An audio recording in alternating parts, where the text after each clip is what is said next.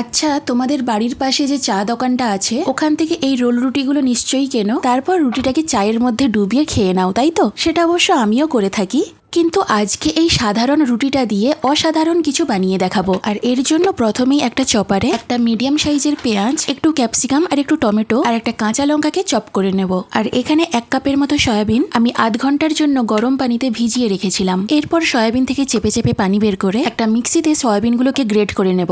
তো দেখতেই পাচ্ছ সয়াবিনগুলো আমার গ্রেট করা হয়ে গেছে। সয়াবিনগুলোকে ঠিক এইভাবেই গ্রেট করে নিতে হবে, আর যেগুলো একটু গোটা গোটা থেকে যাবে সেগুলো এভাবে একটু ছাড়িয়ে নিতে হবে। এরপর একটা ফ্রাই প্যানে 1 টেবিল চামচের মতো ঘি দিয়ে দিলাম। ঘিটা একটু গরম হয়ে গেলে দিয়ে দেবো একটু রসুন কুচি আর একটু আদা কুচি। রসুন আর আদাটা একটু ভাজা ভাজা হয়ে এলে যে সবজিগুলো চপ করে রেখেছিলাম সেগুলো দিয়ে দেব। সবজিগুলো 2 থেকে 3 মিনিটের মতো ভেজে নেব।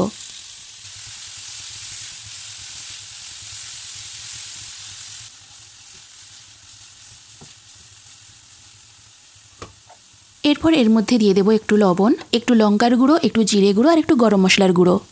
এরপর মশলাটাকে বেশ কিছুক্ষণ ধরে কষিয়ে নেব। মশলাটা কষানো হয়ে গেলে গ্রেট করে রাখা সয়াবিনটা দিয়ে দেব। নেড়ে চেড়ে সয়াবিনটাকে কিছুক্ষণ ভেজে নিয়ে 1 টেবিল চামচের মতো বেসন দিয়ে দেব। বেসনটা সয়াবিনের সাথে খুব ভালো করে মিশিয়ে নিয়ে 2 মিনিটের মতো ভাজতে থাকবো।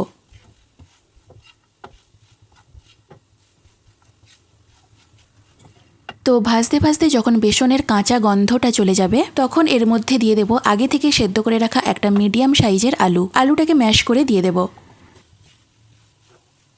তো এরপর সবকিছু খুব ভালো করে মিশিয়ে নিয়ে এটাকে প্রায় 3 মিনিট ধরে ভেজে নেব।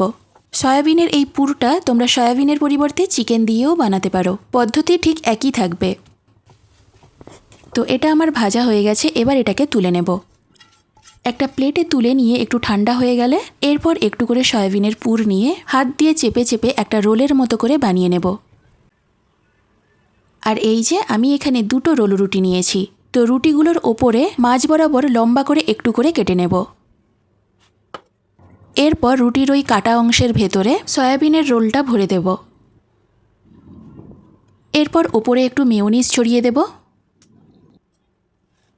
আর একটু টমেটো সস ছড়িয়ে দেব। টমেটো সসটা একটু বেশি করেই দেব। ওপরে আরও একটু মেয়োনিজ ছড়িয়ে দেব। সবশেষে ওপরে একটু চিজ গ্রেট করে দেব।